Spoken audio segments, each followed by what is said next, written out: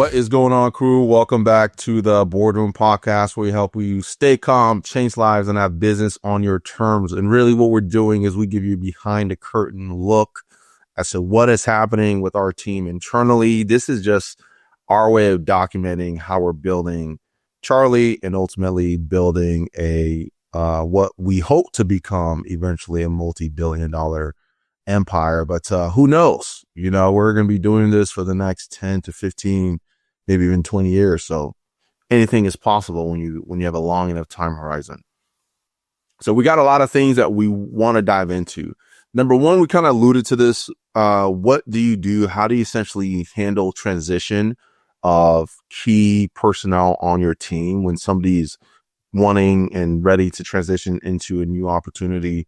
What does that look like, right? And then when do you call it quits, right? So we have a client who persevered, and we went through several different iterations of acquisition systems and funnels and hooks and offers, and we finally found a combination that we've actually never seen anyone do before that's clicking, that's actually working.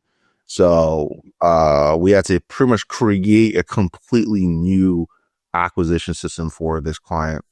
And then some interesting findings from other accounts that I found to be really, really helpful that I think is worth mentioning, that are getting really, really great results and ultimately starting to scale and grow the business pretty rapidly. So got a bunch of stuff, man. So we'll start at the top with transitioning key personnel, right? So for you, because you just saw me handle this recently. So what are your thoughts on how we handled this most recent personnel change? I would say that I've never seen the transition when it comes to letting somebody go, right? We've been in some bad spots. Obviously we try to take care of our people as much as we can, but letting this person go, he probably felt the most grateful, the most appreciated, the most like, hey, this is not like I'm leaving, I'm probably going to come back type deal, right? But he had some personal reasons why I better offer, all that type of stuff. But usually you don't see it in a big team meeting, the whole business is there, the whole shish shebang, and letting somebody go like that. Usually, well, later, kick rocks, hey, you don't want to be on the team, whatever, sign your papers, and that's it, right? So that is like the wrong way to let somebody go, right? Because then you kind of like close the door, and that person could have been a player. Well, shit, dude, they're never going to come back. Look at how you just treated them. You treated them like shit because why? They had a better opportunity. I'm sorry, man. I try to match it, but I can't match it, right? Hopefully when we get to this point, I definitely want you back because, dude, you were awesome, right? But if you're a a-hole about it, see ya, good luck, or bait them to keep them here because of XYZ. Dude, you're doing more harm than good. Once they leave, that person's not coming back, right? You just effed it all up. You just burned that bridge. But the way that this person was let go today, you gave him his praise, how much we appreciated him. Then we went through our meeting. Then at the end, hey, man, I'm just going to leave the floor to you. Talk. He gave a great speech. He was like, man, I learned so much, and he gave it all his points and everything. And then we're throwing some laughing stuff, so everybody's not like sad, and it was just funny, right? I even threw a Wolf of Wall Street inside our team lounge. Bro, that meme that you threw up had me breaking character because I'm trying to be serious.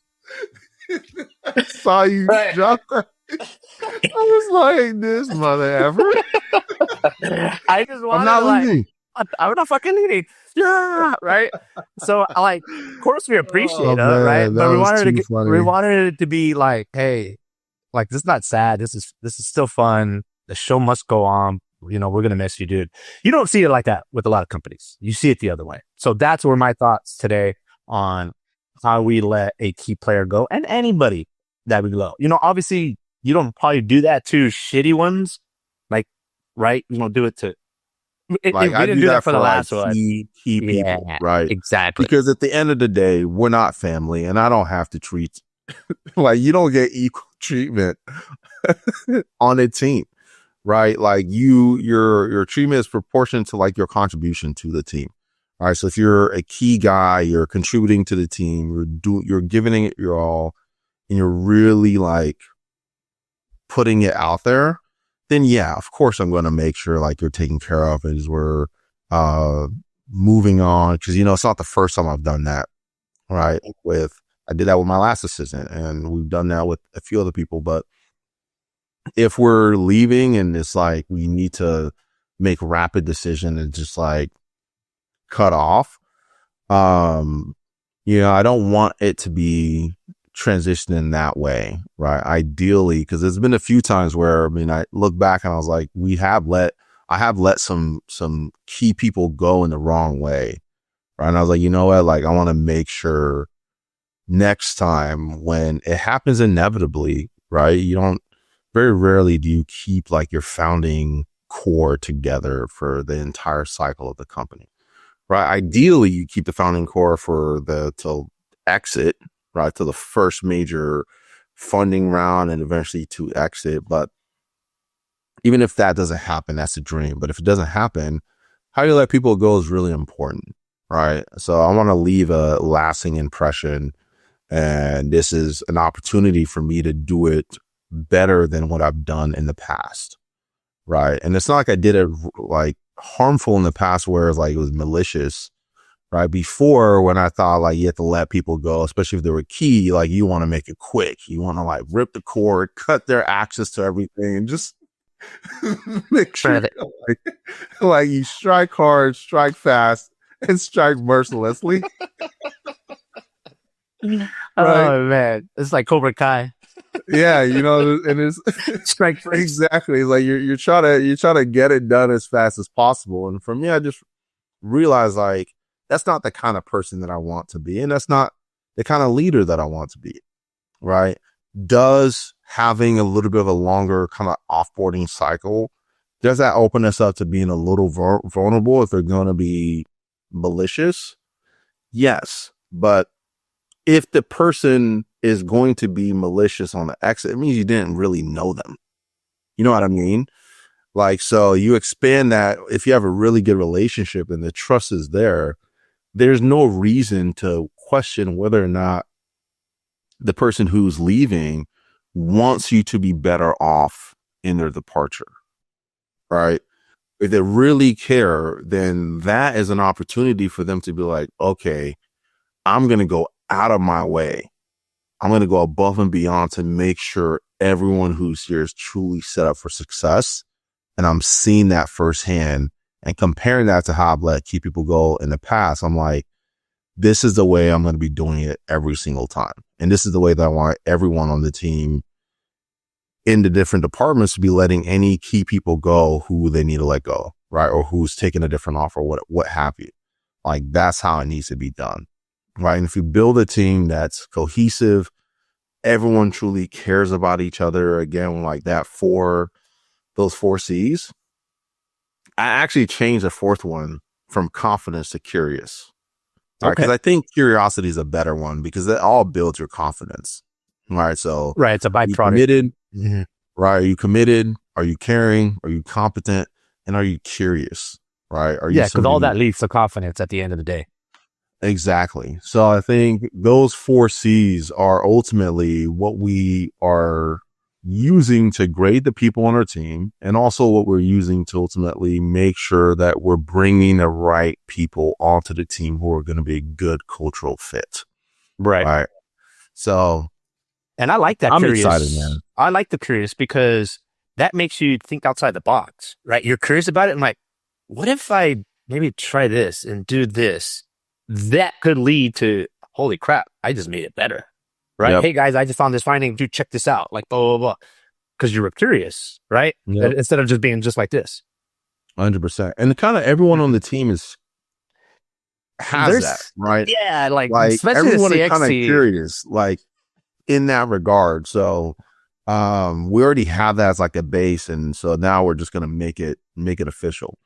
And even as I think about the transition now to this client where we had to build something completely unique for her in the way of an acquisition system, and seeing it work and come together is awesome. Right. Talking about But work. we wouldn't be willing to do that if we weren't committed, if we didn't care, if we weren't competent, if we weren't curious. Right. Because when things aren't working and it's just like, it works perfectly for this type of person, this business. It works perfectly for this other business and this other business and this other business and this other business. And they all have very similar things in Common. common. Why the hell isn't it working for this one?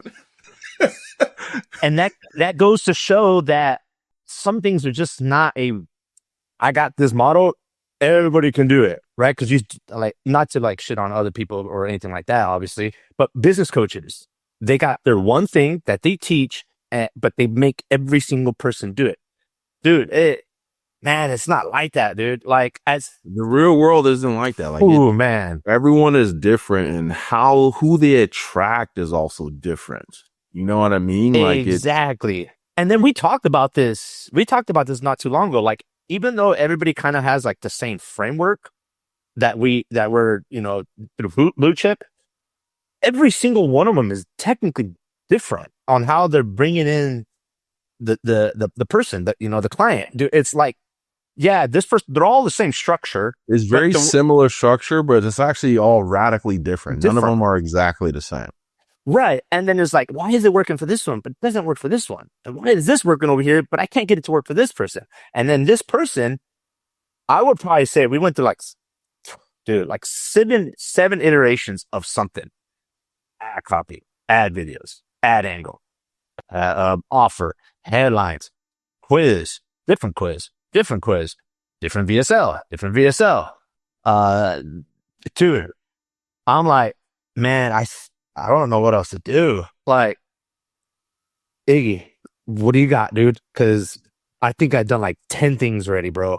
Yeah, I think, and that's where the idea was like, why don't we just, you're getting shitty bookings anyways, and you don't have as much time available on your calendar. So what we need to do is make the front end actually reflect the reality of the situation, right?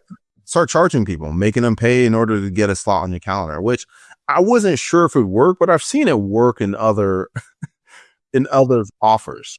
And we've seen it work in B2B offers, but B2C is like, oh, bro, what do we got to lose? We're getting a crap. And this is what's even funnier is if you look on paper, you would just say, oh, you just have a show rate problem. Let's fix the show rate. Dude, we tried everything. Because when you look on paper, ads converting like crazy, opt-in converting like crazy.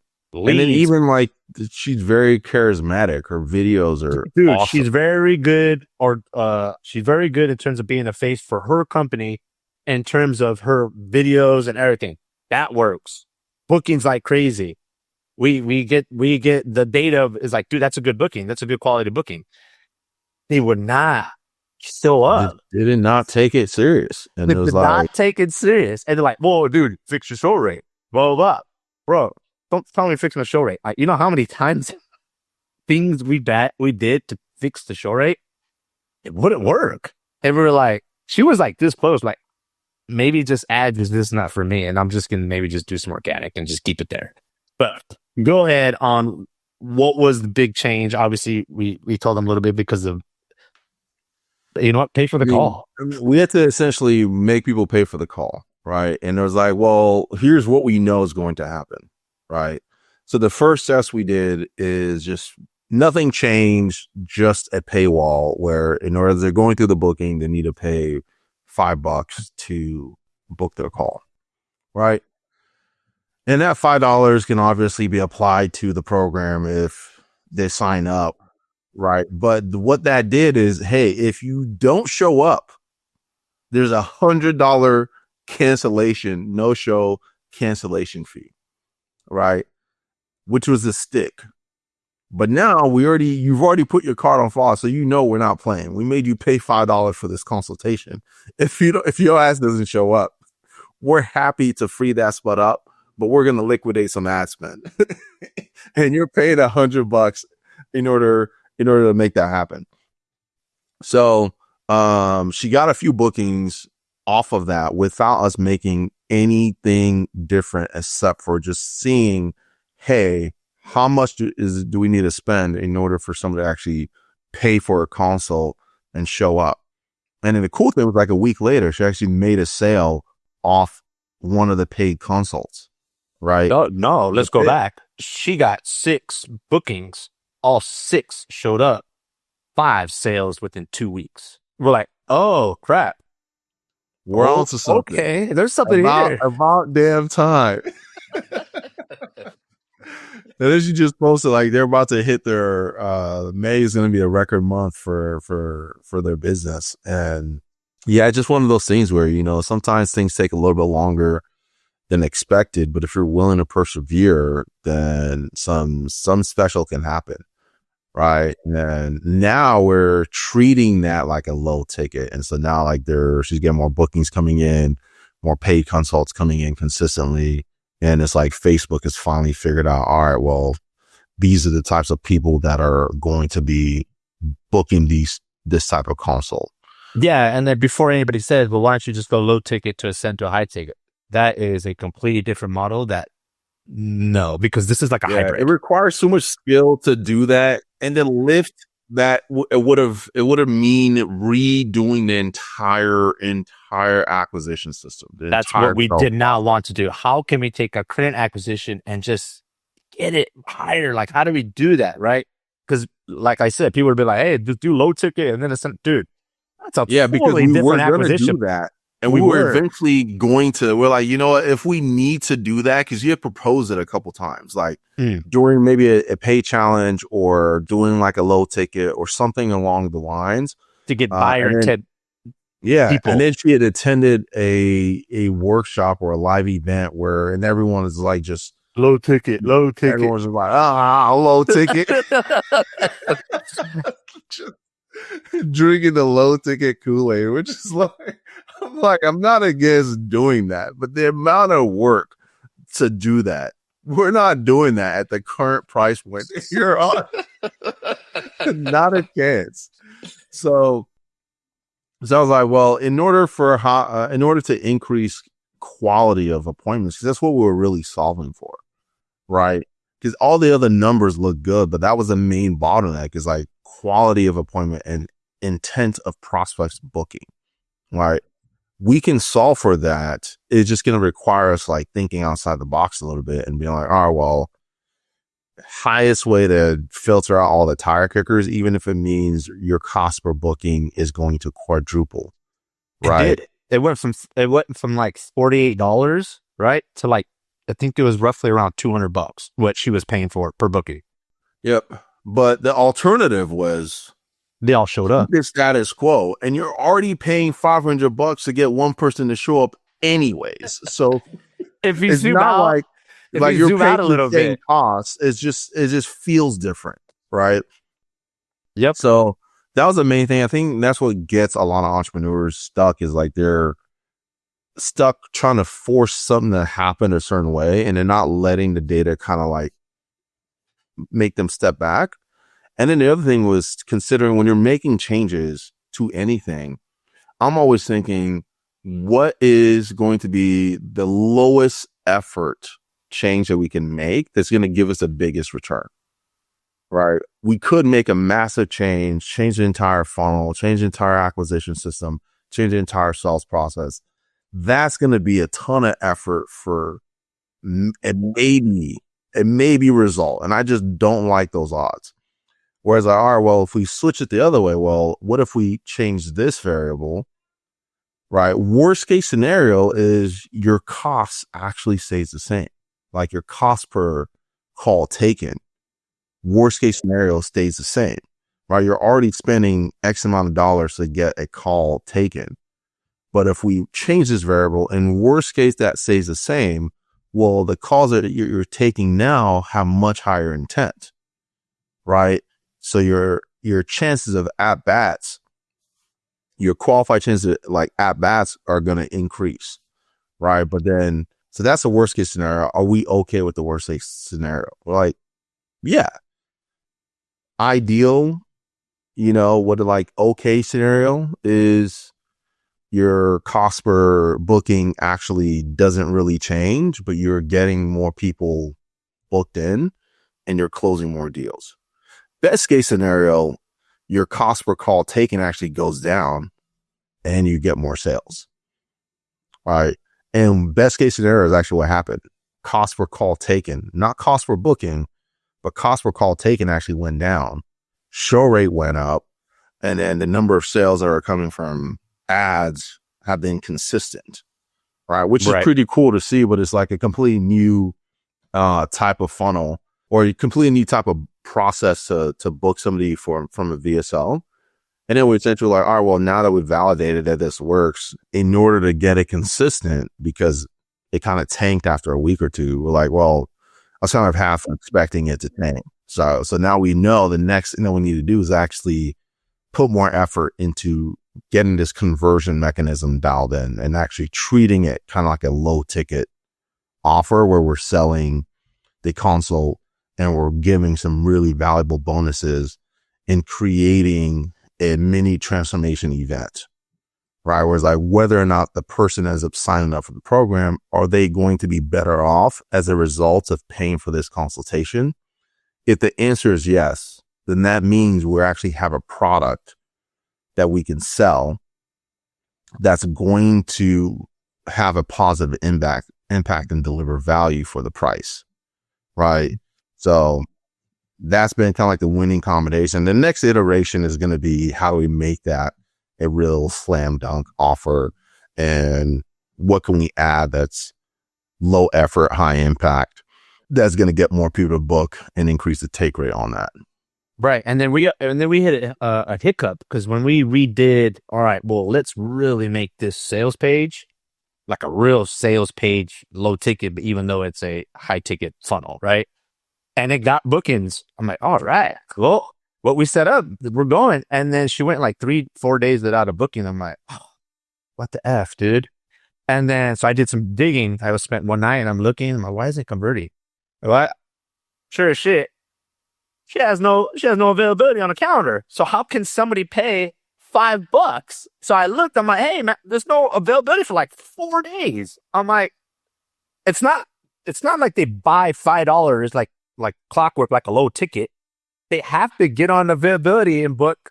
Then the $5 transaction happens.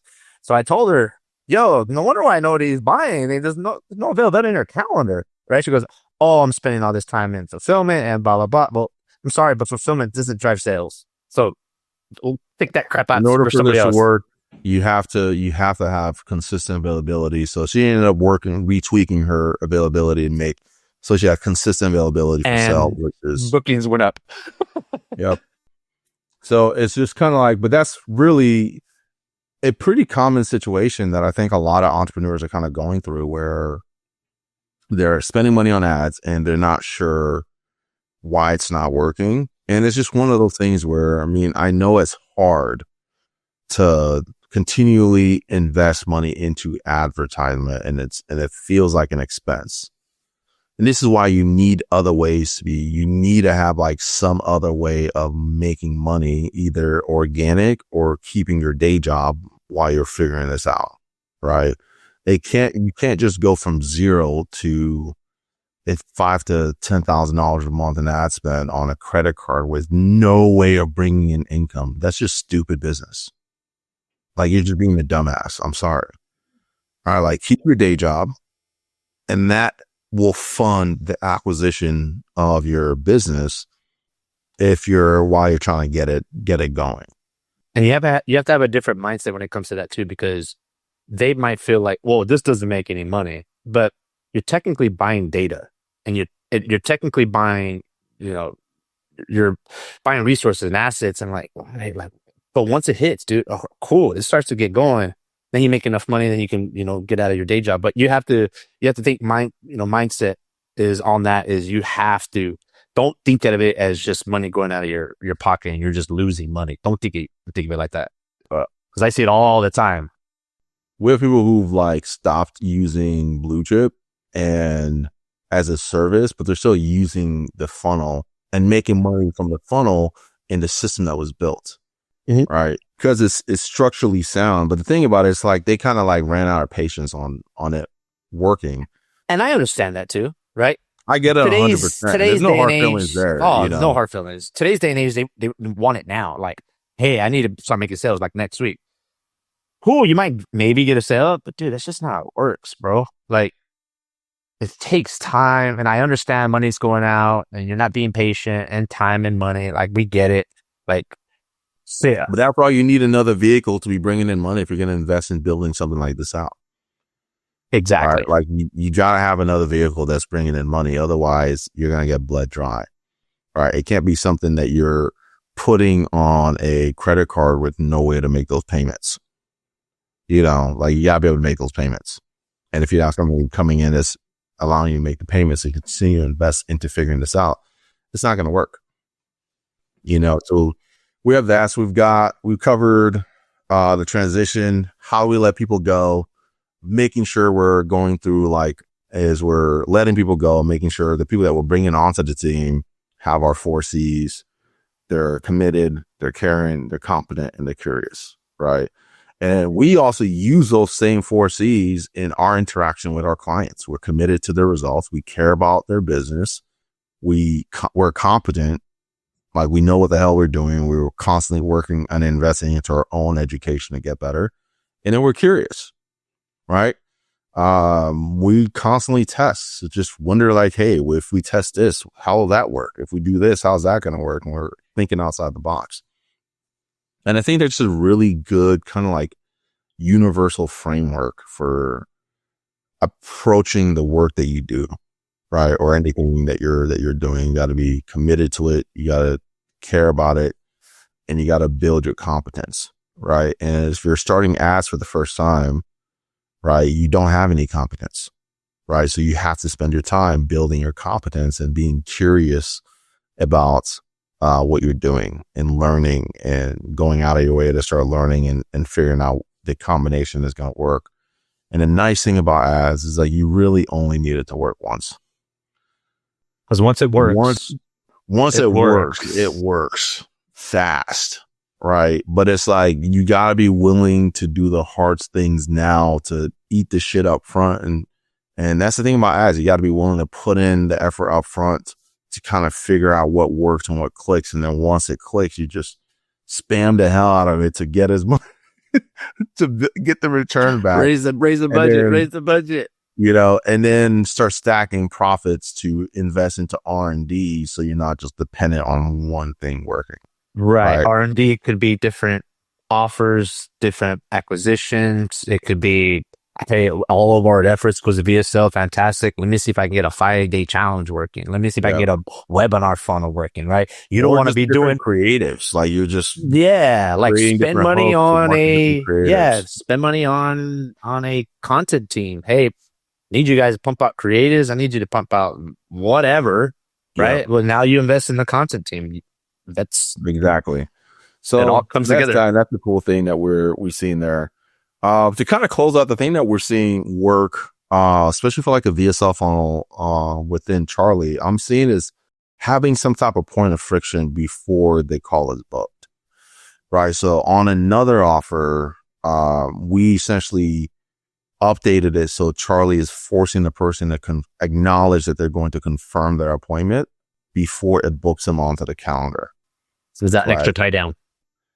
Having that tie down. And what we found when we look at the data for this particular account is they got their bookings reduced by like 60%, but they collected the same amount of money, which means taking less availability on salespeople's calendars and wasting their time.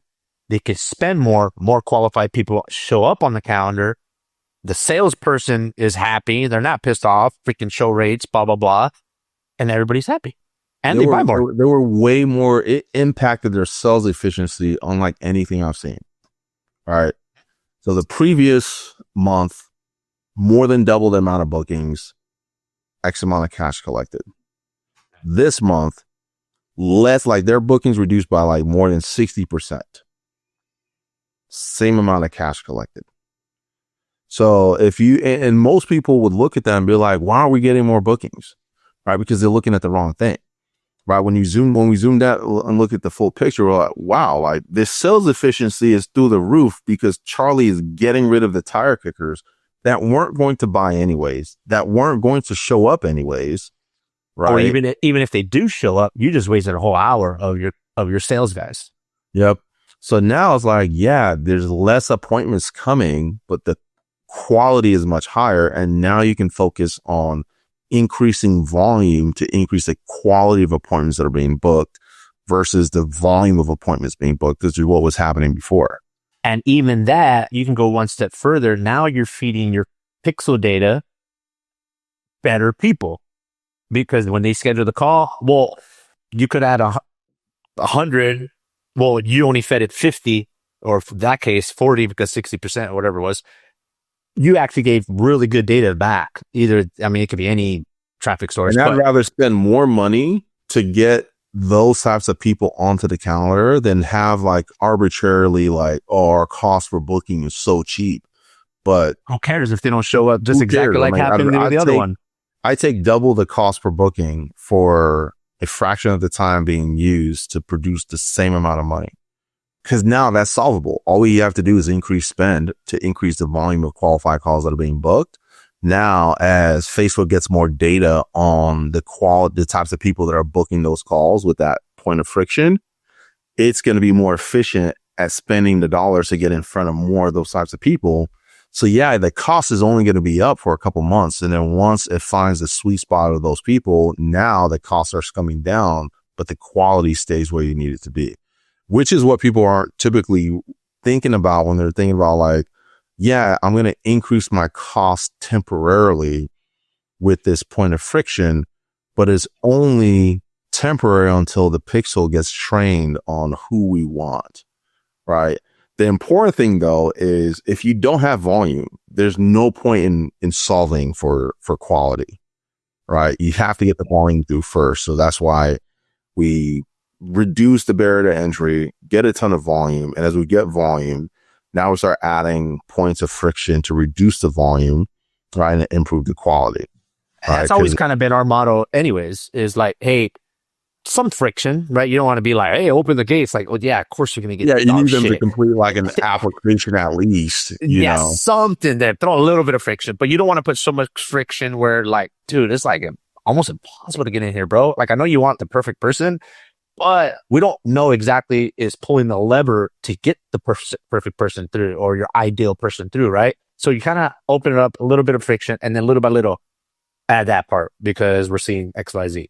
Add that part. Then you'll get to the sweet spot and be like, I think you got it.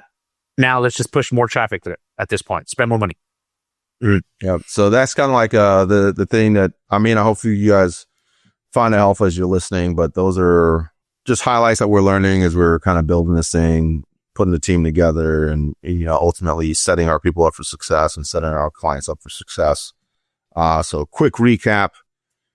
Key members that are transitioning, some of the lessons that I've learned is making sure we send them off on a really high note, having really good filters for the types of people that you bring onto your team, and then also making sure those who have contributed massively to the success of your company, of your team, of your organization, that you do right by them and give them their flowers as they're leaving, even if it means that, you know, you're sad for you, but happy for them. Right. And at the end of the day, I want to be the type of leader that where anyone who's working with me is, they have no doubt that I truly care about the best interest of their best interests, the team's best interests, but then also like our company as a whole's best interests. Right. So what's in your best interest may mean that we have to sacrifice a little bit and we'll take a hit with you moving on. All right. Which is okay.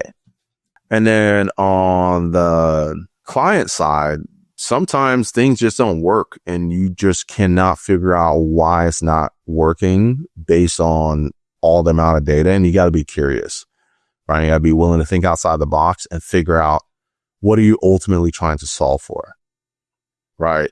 And then before you do a complete overhaul, think through, is there anything that I can change about this one sticking point? Like where's the bottleneck in this current process that's not working? Is the whole thing not working, or is it just one aspect of this thing not working? And so before we made a massive change, I would have changed everything about the client's business, their sales process, even their scripting, all those things. We're like, well, really all these other things, it's like they were green across the board. And then it just fell off a cliff at this one point.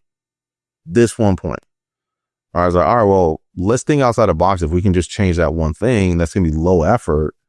But if that fix does what we hope it to do, and even worst case scenario, it's like business as usual, it's still worth trying, right? That's the lowest risk thing that we can do, and it'll produce the highest return. All right. And then what we're seeing on the Charlie side is friction, having some type of friction before letting someone book a call. But it's a different kind of friction that we've seen on those accounts. So having frictions that increase quality and increase the intent of the people scheduling the appointment is actually more important than just getting a higher volume of people booking. All right. So that's it at a high level. Hopefully you find it helpful. If you do, share it with someone, comment your takeaway and your feedback, and then subscribe to the channel.